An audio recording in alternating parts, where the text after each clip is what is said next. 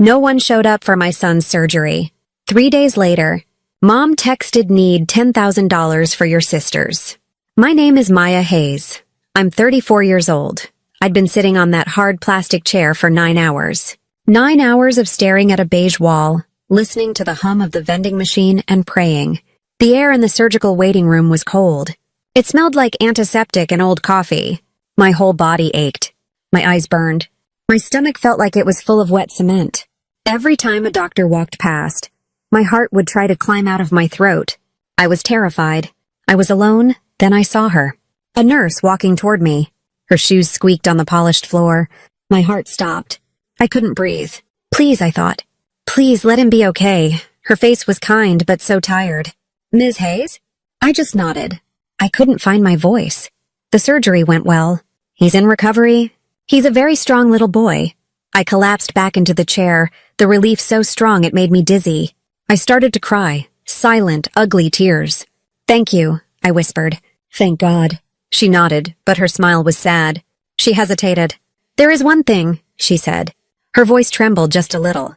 He was scared when he woke up. He kept asking why no one came. I looked up.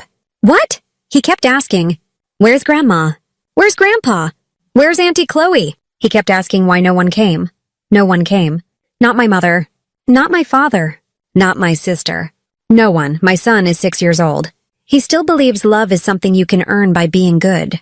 I sat in that sterile corridor, the fluorescent lights humming overhead, and something inside me just broke. And before I tell you how everything flipped, like and subscribe. Drop a comment. Where are you watching from? It wasn't always this cold. Or maybe it was, and I was just the one paying to keep the heat on. The signs were always there, but I was too busy being the good daughter to read them. I used to be their miracle. That's what they called me. Maya, you're our miracle. It was a name I earned. It was a name I paid for. I remember the first time I saved them. I was 22. I had just graduated from college and landed a good job in the city. I was working 60-hour weeks. I lived in a tiny studio apartment with a single window that looked at a brick wall. I was proud of it. I was saving every dollar. I had a dream. I wanted to buy a small condo, a place that was just mine. I had $63,000 saved. It was my whole life in a number. Then Dad's business collapsed. He was a contractor, always proud but not good with money. He called me on a Tuesday, his voice thick. Maya, honey, I'm ruined. They're going to take the house. He had used the family home as collateral for a high-interest loan. The one I grew up in. The one where my sister still lived, rent-free.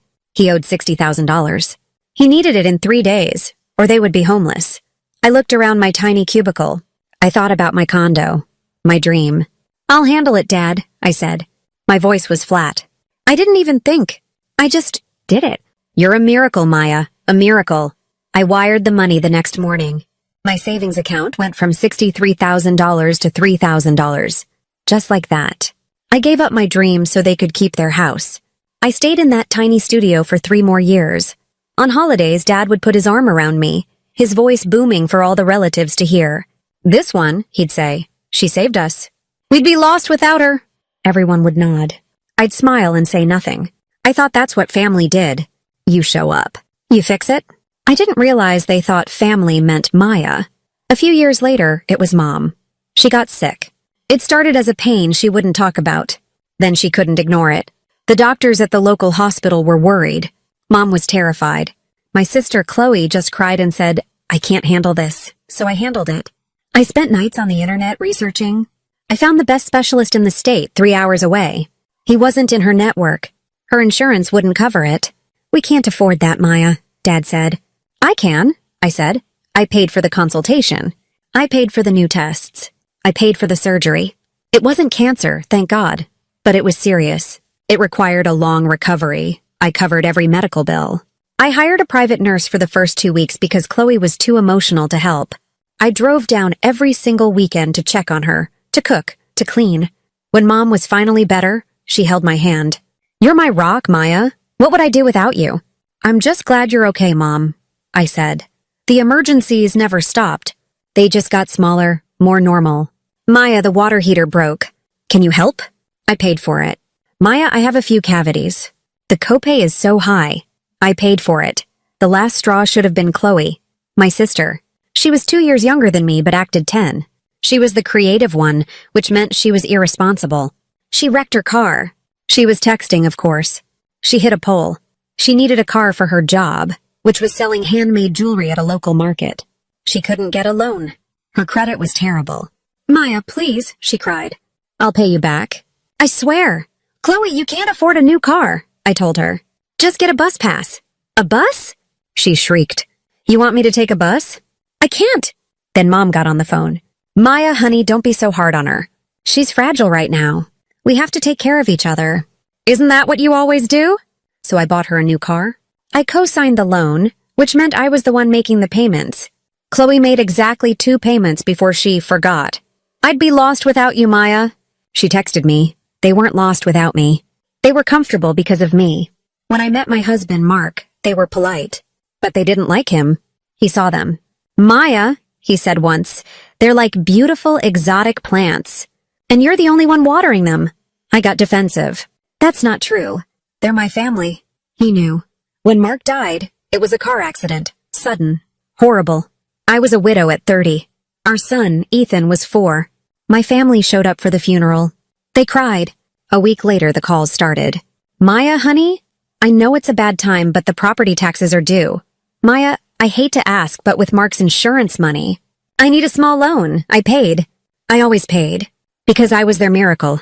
I was their rock. And I was an idiot. I was so busy being their savior, I didn't realize I was drowning. Generosity had become their oxygen, and I was the supply they thought would never run out. My son, Ethan, was born with a heart murmur. Mark and I were told it was small. "Most children grow out of it," the doctor said. For 6 years, it was just a note in his file. But after Mark died, the shadow on his chart started to grow. Ethan got tired. He'd get out of breath playing tag. He'd sit on the steps, his face pale, and say, "I'm sleepy, Mommy." My heart would ache. His new doctor, a kind man with sad eyes, ordered more tests. I sat on a small plastic chair in a cold exam room. Ethan was drawing superheroes in his notebook. He was humming. He had no idea. I felt sick. The doctor came in. He didn't smile. "Maya," he said, "the hole isn't closing. It's straining his heart. We need to operate." My blood went cold. "Open heart surgery?" "Yes, the success rate is very high, but it is serious. And it needs to be done soon." Ethan looked up. "Mommy, are you okay?" I forced a smile. "I'm fine, sweetie." "Just fine. I scheduled it." That night, I sat in my kitchen in the dark. I cried. I cried for my son. I cried for Mark. I had never felt so alone. Mark would have known what to do. He would have held me. I was all alone. I picked up my phone. I needed my mom. I called her. She picked up on the 3rd ring. "Maya, hi. Chloe and I are looking at floral arrangements. Peonies are so expensive, it's just crazy." My sister was getting married. It was all they talked about. "Mom," I said, my voice shaking. "What's wrong?" "You sound terrible." "It's Ethan." I told her everything. The doctor, the hole in his heart, the open heart surgery. I waited for her to say, "I'm coming over." There was a silence. Then Mom said, "Oh, honey, that's awful. I'm sure he'll be fine. Kids are so resilient." "Mom, it's open heart surgery." I know. It's just, the timing is terrible. With the wedding just 2 months away. Chloe is so stressed. "Please don't tell her this right now. It will set her off." I couldn't speak. "Listen," Mom said, her voice practical. "You're strong. You'll handle it. You always do. Just keep us updated, honey." Then she asked me if I liked lavender or white roses. I hung up. The next 2 weeks were a blur. Tests, doctors, insurance calls. I was terrified. I couldn't sleep. I would go into Ethan's room and just watch him breathe. I kept waiting for my family to call. Dad sent a text. Heard the news. "Tough break. He's a fighter." Chloe sent a text. "OMG, so scary. Sending good vibes. Can't talk, wedding planning is literally killing me. LOL. The day of the surgery, I checked Ethan in at 5 a.m. "Mommy, will it hurt?" He whispered. "Only for a little bit, baby. Then you'll be all better." I kissed him. They wheeled him away. I went to the waiting room. I pulled out my phone. I sent a text to the family group chat. "Taking Ethan back now. Surgery is 10 hours. Please pray." Mom replied, "Keep us updated, honey." 10 hours. I drank bad coffee. I walked the halls. I stared at my phone. Not one call. My mother lived 40 minutes away. My father in the same town. My sister, an hour. No one came. I called Mom. Voicemail. I called Dad. Voicemail. I called Chloe. Voicemail. The silence was so loud. I sat in that waiting room, a 34-year-old woman, and I felt like an orphan. I paid for the house they were in. I paid for the car my sister drove, and no one could even call. Hour 9. The surgeon came out. Maya, he did great. The surgery was a complete success. I collapsed back into the chair and sobbed. I texted the group. He's out. Surgery was a success. Mom. Wonderful news. See, I told you he'd be fine. Chloe sent a heart emoji. For 3 days, I lived in that hospital. I slept in the chair. I ate from a vending machine. I didn't leave his side. My phone was quiet. No one offered to bring me a coffee. No one offered to sit with me for an hour. No one. On the 3rd day, Ethan was sitting up drinking juice. I was brushing his hair when my phone buzzed. It was Mom. I smiled. Finally, I thought. She's going to come visit. I opened the message. Hi, honey. Glad Ethan is better. Listen, Chloe found the perfect wedding dress, but it's a designer sample and we have to buy it today. It's a steal, but I need you to help. Need $10,000 for your sister's wedding dress. I read it twice. I looked at my son with tubes in his chest. My mother wanted lace and silk. The text didn't even ask about him. Glad Ethan is better. A period. An afterthought. Then the real reason. I didn't cry. I didn't yell. Something inside me, that thing that had been cracking for years, finally shattered into dust. And in its place, something new and hard and cold settled in. It was the end. I just stared at that message. Need $10,000 for your sister's wedding dress. Not, can you help? Just need, a demand, a transaction. A nurse was in the room checking Ethan's monitors. The machine made a soft beep, beep, beep. I didn't cry. My tears had dried up in that waiting room. A cold, quiet anger settled over me. It wasn't hot like fire. It was cold like ice. It was the kind of anger that doesn't scream. It acts. I closed the text. I opened my banking app. My hand was perfectly steady. The beep, beep, beep of the monitor was a rhythm. I tapped transfer. I selected my mother's name. Mom, emergency. That's what I had her listed as. I almost laughed. For the amount, I typed $1. In the memo line, I typed, buy a veil. I hit send. Then I put my phone down. I watched my son sleep. I just watched him breathe. In, out. He was alive. He was going to be okay. And I was going to be okay too. I reached into my bag and pulled out my laptop. I plugged it into the wall. I logged into my bank's website. Years ago, I had tried to make things easier for them. I had added Mom to my main checking account as an authorized user, just in case of an emergency. I had given Dad a credit card on my account. For gas and work expenses. I was co-signed on Chloe's car and her credit card. I had built them a safety net. I saw it clearly now. I hadn't built a safety net. I had built a hammock, and I was the tree they had tied it to. They were relaxing, while the weight was splitting me in two. I clicked on my credit card statement. I scrolled. $2,300. The Grand Spa. 2 months ago. Mom was so stressed by wedding planning. I had told her to take a weekend. I didn't mean a luxury spa with Chloe. $4,800. Cabo San Lucas Resort. 6 months ago. Chloe was devastated after a breakup. She needed to get away. She took 2 friends to an all-inclusive. $500. Pro Golf Warehouse. Dad. He needed new clubs to network. It wasn't just the big things. It was hundreds of tiny ones. $80. La Petite Bistro. Chloe. $120. Nails by Design. Mom and Chloe. It was a constant, steady drain. 1,000 tiny cuts. They weren't just using me for emergencies. They were using me for everything. My money was their money. My work was their comfort. Vacations, dinners, clothes, it was a lifestyle. My lifestyle? No, I drove a 10-year-old car. I packed my lunch. I was funding their lifestyle. I realized my kindness wasn't kindness. It was a weapon. And they had been using it against me for a decade. I thought of the $10,000 text. It wasn't a request. It was an invoice. It was the cost of being my mother. The cost of being my sister. They believed I owed them this. I went to the Manage Users screen. Mary Hayes, authorized user. I clicked the small gray X.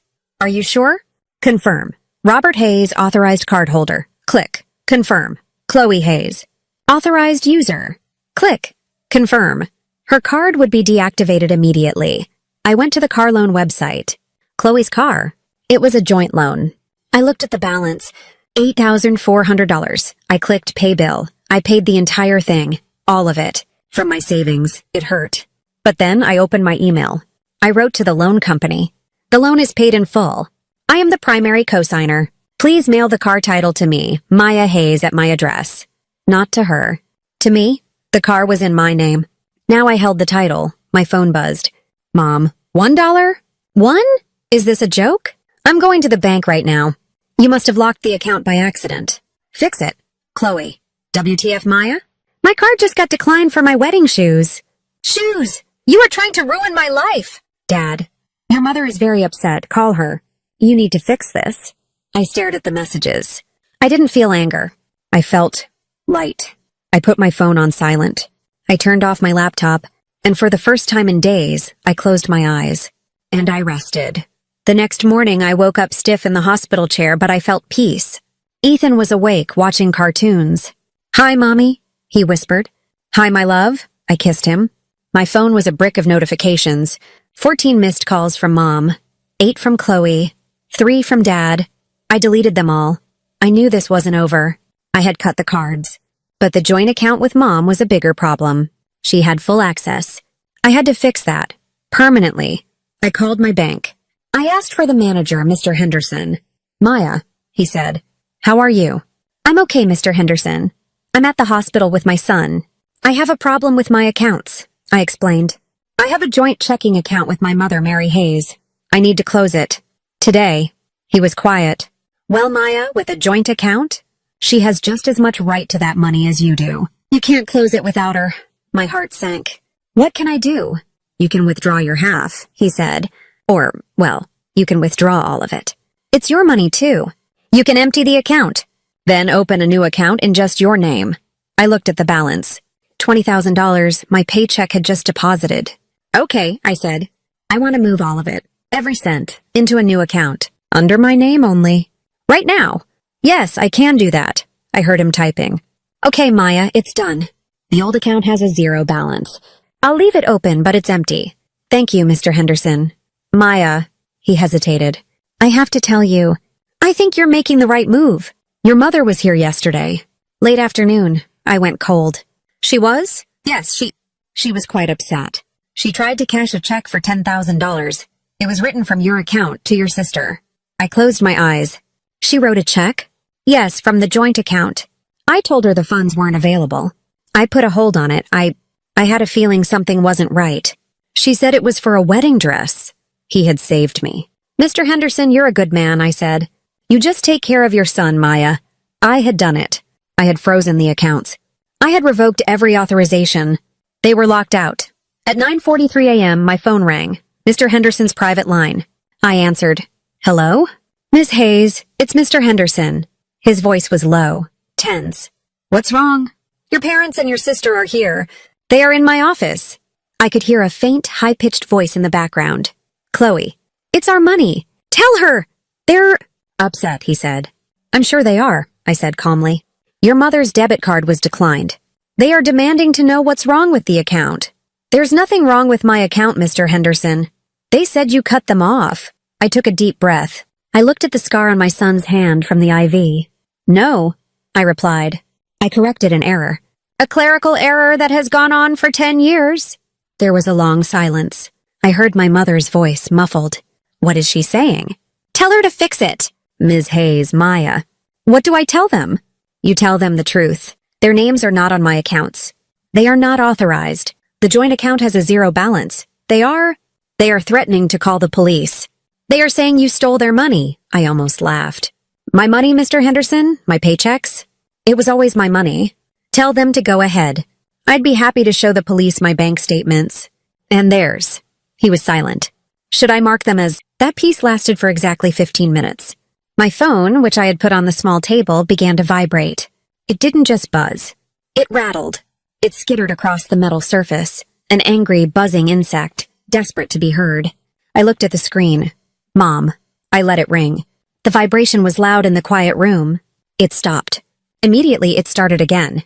Mom. I let it ring. I watched the screen light up with her name. It stopped. A new call, Chloe. I watched it buzz. It was like watching something from a distance. It didn't feel like it was my phone. It was their problem, not mine. I let it ring. It stopped. A new call. Dad.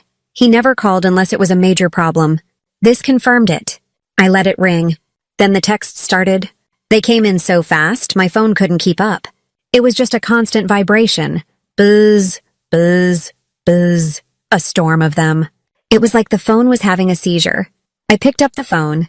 It was hot in my hand, as if their anger was coming through the device. I opened the messages.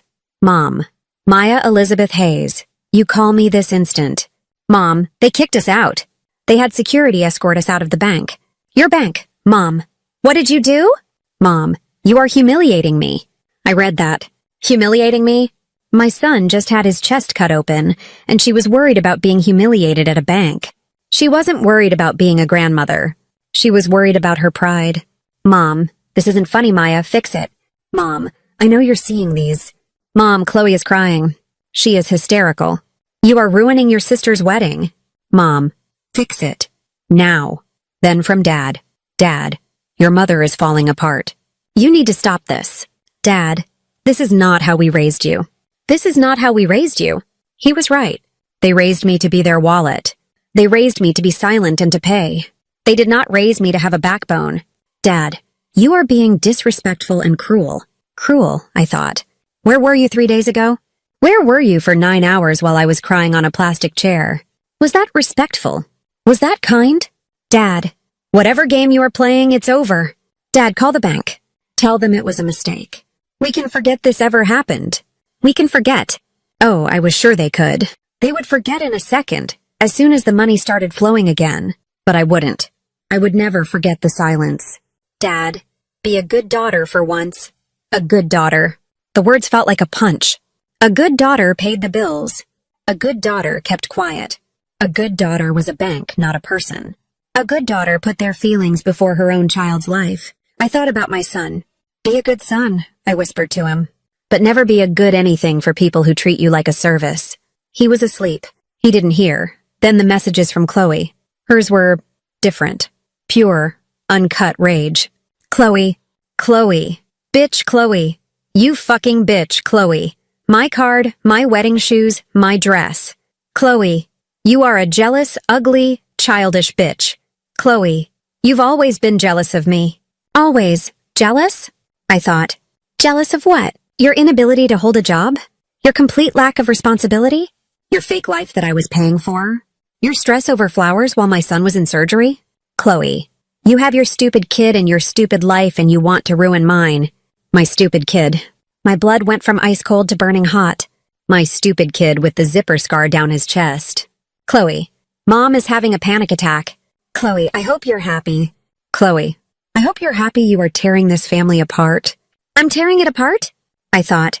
I'm the one tearing it apart? Or am I just the one who stopped holding the rotten pieces together? Chloe, Dad says he is going to sue you. Chloe, you stole his money. Chloe, we are calling the police. I put the phone down. I stared at the wall. The police? Sue me. For my own money. For not giving them my money. The logic was insane. It was the logic of people who had been on a free ride for so long, they thought the driver was their servant. They weren't angry that I had been hurt. They weren't sorry they had missed my son's surgery. They weren't ashamed. They were angry that the ATM was broken. They were angry that the supply had been cut. I was not a person to them. I was a resource. And now that the resource was gone, I was an enemy.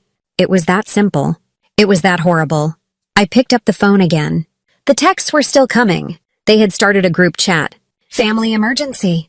They had added me to it. It was a stream of their panic. Mom, Maya, this has gone far enough. Your father is talking about his heart. You know he has a bad heart? Dad, don't be dramatic, Mary. My heart is fine. Maya, this is theft. That's what it is. Chloe, she's a thief. She stole from us. Chloe, my wedding, Maya. My one day, you're destroying it. A nurse came in. A kind woman with gray hair. How's he doing? She whispered, checking Ethan's IV. My phone buzzed again, angrily. Bizz, bizz. I fumbled and hit the silent switch. I was embarrassed. He's okay, I whispered back. Just sleeping. And how are you? She asked, her eyes looking at my phone, then at me. I'm fine, I lied. She patted my shoulder. You're doing great. He's a lucky boy. She left. I was alone again. I looked at their words. My heart. My wedding. My money. Me. I thought about Ethan. I thought about the nurse's voice. Your son kept asking why no one came. No one came. They were at the bank. They were at the bridal shop. They were at the spa. They were anywhere but here. They were never ever here. I didn't reply to the group chat. I let them scream into the void. I let them panic. I waited all day. The texts slowed down. They turned from anger to desperate pleading. Mom, Maya, honey, please, I'm sorry. I don't know what we did, but I'm sorry. You don't know what you did? I thought. You really truly don't know. That was the most painful part. They didn't even see it. Mom, please call me. We're scared. Mom, don't do this to us. Don't throw your family away. I saw a missed call. A voicemail. I didn't mean to, but my thumb slipped and I listened to it. It was Mom's voice. Maya, honey, she was crying. But it was the fake, high-pitched cry she used when she wanted something. It wasn't the real ugly cry of grief. Maya, you've gone too far. This is just cruel. Your father is beside himself, Chloe. Chloe's wedding. You're ruining it. You have to fix this. Just call the bank. We can talk about it.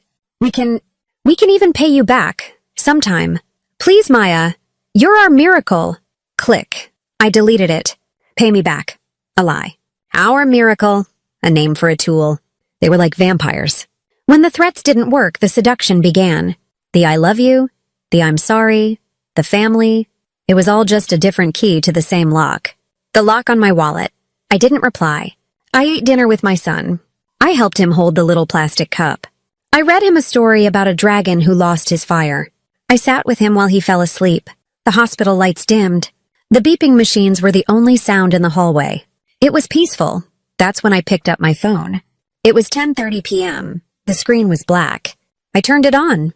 38 missed calls. 114 new texts. I opened a new text message. I added Mom. I added Dad. I added Chloe. I typed slowly. My thumbs were steady. There were no tears. There was no anger.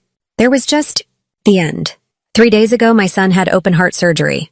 None of you came. None of you called to ask how he was. But you remembered to ask for money. Love isn't a transaction. The accounts are closed. Just like that chapter of my life. I read it one time. It was perfect. It was the truth. I hit send.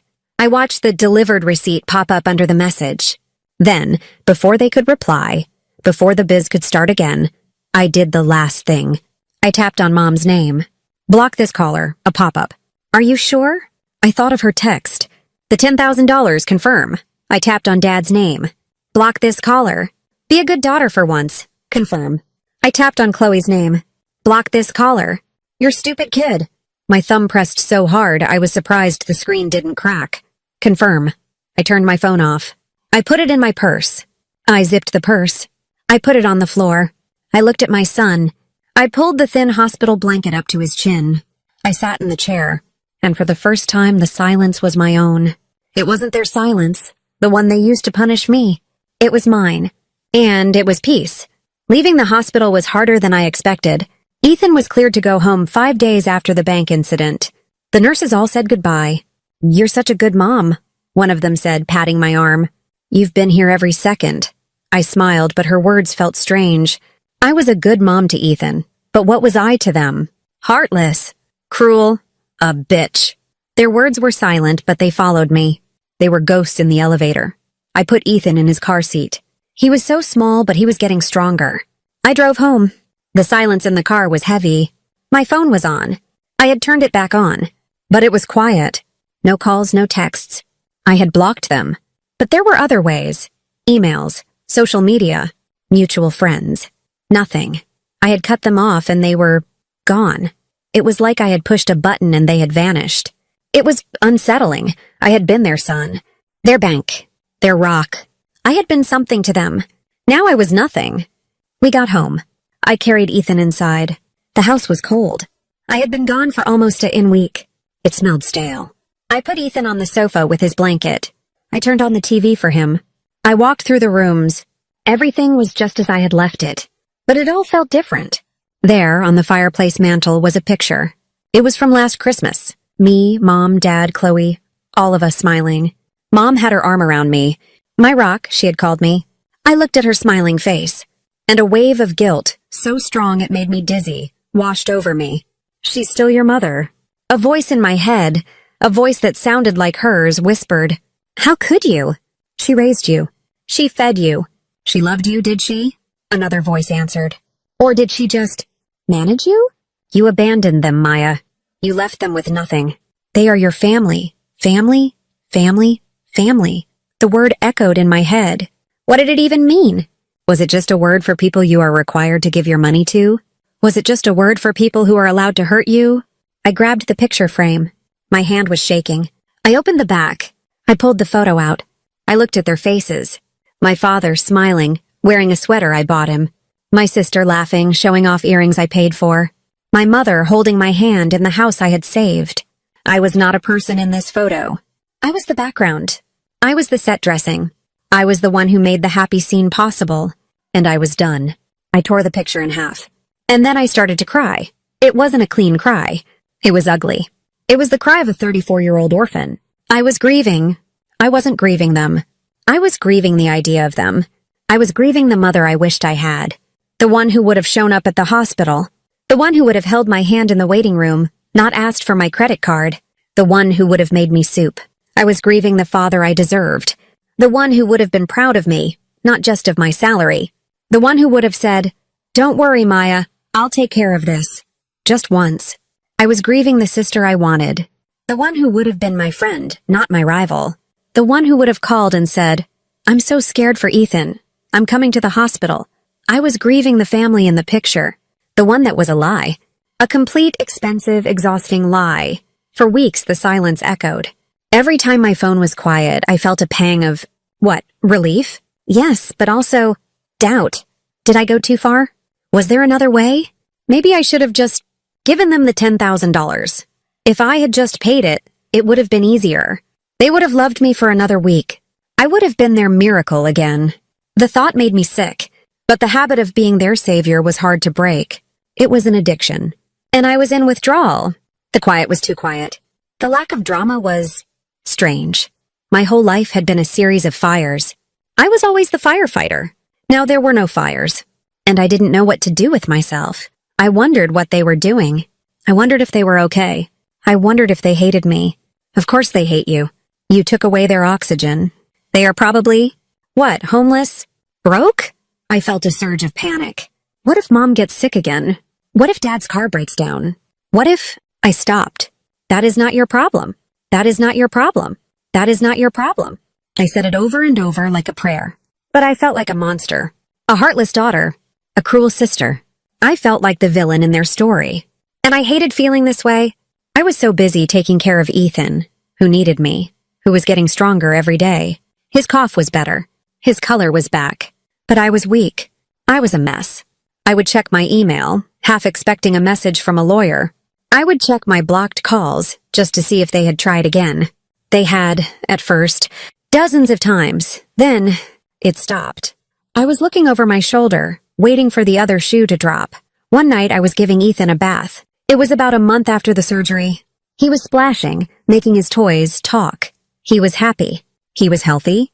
"Okay, buddy," I said. "Time to get out." I lifted him from the warm water. He was small, and he smelled like soap. I wrapped him in a big, soft towel. He turned, and I saw his chest. The scar, it was not small. It was a long pink line, right down the middle of his little body. It was still new. It was still angry-looking. A physical, permanent reminder of what he went through. Of what we went through. I touched it. My finger traced the line. It was real. All the doubt, all the what-ifs. They were just noise. This was real. The text from my mom, that was real. The empty waiting room, that was real. The nurse's voice, that was real. Ethan looked down. "My zipper," he called it. "Does it hurt?" I asked, my voice thick. He shook his head. "Nope, it's my superhero scar." "You said so." I had said that. He smiled up at me. He had no idea. He had no idea of the war that had been fought while he was sleeping. He just knew I was there. I held him. I just held my son, and I looked at that scar. That's when I realized My doubt. It was a luxury I couldn't afford. My guilt. It was a poison. It was the old programming. The be a good daughter programming. The programming that told me their wants were more important than my needs. The programming that told me their comfort was more important than my son's life. The scar was the answer. The scar was the truth. While I was agonizing over their feelings, this had happened. While I was wondering if I was cruel, they had been cruel. They had proven it. They had seen my son's life or death surgery as an inconvenience. They had seen my terror as a good time to ask for cash. I wasn't the villain. I was the survivor. I was the one who had finally chosen the right person. I had chosen my son. I kissed Ethan's head. "Mom, you're squeezing me," he giggled. "Sorry, baby." I let him go. I looked at the scar one more time, and the doubt was gone. It didn't just fade. It broke, like the picture. It was replaced by a cold, hard, quiet power. I hadn't gone too far. I had simply stopped walking toward people who never moved an inch toward me. I had stopped setting myself on fire to keep them warm. Let them be cold. I had my son, and I would keep him warm. That was my only job now. My only family. A month turned into 2. My life became simple, quiet. I went back to work. My boss was understanding. He let me work from home 3 days a week to be with Ethan. I dropped Ethan off at school. I picked him up. We made dinner. We read books. We watched movies. It was normal. It was boring. It was the most beautiful life I had ever had. My phone was quiet. It was a tool, not a weapon. It was for scheduling, for friends, for Ethan's school. It was no longer a bomb waiting to go off. I hadn't heard a single word from them. The block was total. I had unblocked their emails after a month just to see. Nothing. It was like they had fallen off the face of the earth. I had no idea what had happened after they were kicked out of the bank. I had no idea what they were doing, and I found that I didn't care. The guilt had burned away. It was replaced by a cold peace. I was healing. The weight I had been carrying for 20 years was gone. I was lighter. I was happier. I was sleeping through the night for the first time since Mark died. Then the whispers started. It began with my Aunt Patty, my dad's sister. She was a nice woman, but she loved gossip. She had always been on the edge of the family drama, close enough to watch, smart enough to stay out. She called me. "Maya, honey," she said. Her voice was full of fake concern. "I haven't heard from you. How is that sweet boy of yours?" "He's great, Aunt Patty. He's recovering so well. The doctor said he's doing amazing." "Oh, that's wonderful. Wonderful. I was so worried. Your mother said it was..." "Well, she was very upset." I waited. "Listen, I'm so worried about your father." My stomach tightened. "Oh, why?" "Well, I saw him the other day. At the grocery store, Maya. He looked terrible. He'd lost so much weight. He looked old, and he was driving that old pickup truck of his. I knew the one. A 20-year-old rust bucket he kept in the garage for projects." "What happened to his car?" I asked, even though I didn't want to. "That's just it," she said, her voice dropping. "He had to sell it. He told me he's having cash flow problems." "Oh," I said. "And your mother?" "She's not answering her phone. She's not in her garden club. It's like they've disappeared." "Is everything all right, honey?" I knew what she was asking. She was fishing. She wanted the story. "We're fine, Aunt Patty. Ethan and I are doing really well. But I have to go. He needs help with his homework." "Oh, okay, honey. Well, you take care of yourself." I hung up. He sold his car. The car I had helped him buy. I felt a small, dark flicker of, not satisfaction, but justice. You can't drive a car you can't pay for. That was just a fact. A few weeks later, the second whisper. It came from a friend, a woman I had gone to high school with. She was a caterer. She sent me a text. "Hey, Maya, long time? So this is super awkward, but your sister's wedding? The one I was supposed to cater?" My heart thumped. I replied, "Hey, what about it?" "Well," she postponed it. "Which is fine, but..." Her fiancé called me. He called me, not Chloe. He was canceling. For good. I stared at the text. He said the wedding is off. Permanently. And he was really angry. He was asking if I had a contract with Chloe or with him. He was trying to get his deposit back from me. "Wow," I texted. "I know, right? And here's the crazy part. I talked to the florist. Chloe's fiancé is a nice guy, right? He paid for everything. The dress. The venue, the flowers, all of it. And apparently, your family was trying to get him to pay for a car for your dad." My blood went cold, of course. They had lost their ATM, so they had tried to hook a new one. Chloe's fiancé. I guess he found out, my friend texted. He found out they had no money. He found out, I don't know, something bad. Because he's not just postponing. He left her. He's gone. The wedding was off. The 10,000 dress. The shoes. The flowers. All for nothing. Because the money had run out, and the man had run off. He had seen them for what they were. It had taken him 6 months. It had taken me 34 years. The final piece came from social media. I didn't follow Chloe. I had blocked her. But a college friend who still followed us both sent me a screenshot. It was a post from Chloe. It wasn't a postponed post. It was a for sale post. She was selling her jewelry, the handmade jewelry from her business, and her engagement ring. The caption was, "Everything must go. Need to reinvent my life. Starting over. Cash only." And then the comments. One from an old neighbor. "Chloe, honey, I heard your parents are moving. Is it true?" Chloe's reply. "The bank is stealing our house. It's all a nightmare." The bank. Not, "Dad made bad deals." Not, "We spent money we didn't have." The bank was the villain. And I knew that I was the real villain. In their story, I was the one who had set the bank on them. I was the one who had destroyed her wedding. I was the one who had ruined their lives. I looked at the screenshot. My mother blamed my father. My father blamed my sister. And my sister blamed me. They were a circle of fingers, all pointing at someone else. They were selling their cars. They were losing their house. My sister's perfect life was gone. They were collapsing. Their whole world, the world I had paid for, was falling apart. Because the one person holding it up had finally let go. I looked at the text. I looked at the picture of the ring. I didn't feel happy. I didn't feel sad. I just felt nothing. I wasn't their villain. I was just the silence after the storm. I was the void left when the giver finally closed her hands. I deleted the screenshot. I went back to helping Ethan with his puzzle. They weren't my family. They were just people I used to know. They were just ghosts. And I was done seeing them. 6 months passed. Winter came. It was cold and gray, but my house was warm. I had been promoted at work. I was good at my job, it turned out, when I wasn't spending all my energy managing my family's constant crises. My new boss, a woman named Sarah, had pulled me aside. "Maya," she said, "your work in the last few months has been incredible. You are focused. You are a leader. We're giving you the new project." It was the first time in my life I had been praised for my work, not for my help. It felt good. Ethan was thriving. The scar on his chest was no longer pink and angry. It was a faded, silvery white line. He was in his school's soccer club. He ran. He ran and he didn't get tired. He was fast. He was loud. He was a normal 7-year-old boy. And he was all mine. Our new life was quiet. We had a routine. School, work, homework, dinner, play, sleep. On weekends, we went to the park. We went to the science museum. We built a life, just the two of us. It was a small life, but it was strong. It was built on peace, not on drama. One evening, we were at the kitchen table. It was snowing outside. Big, soft flakes. I was paying bills. But this time I was paying my bills. My mortgage. My electricity. My car payment. There was no spa. There were no new clubs. There were no emergencies. My savings account for the first time in my adult life was growing. I was saving for our future. For Ethan's college.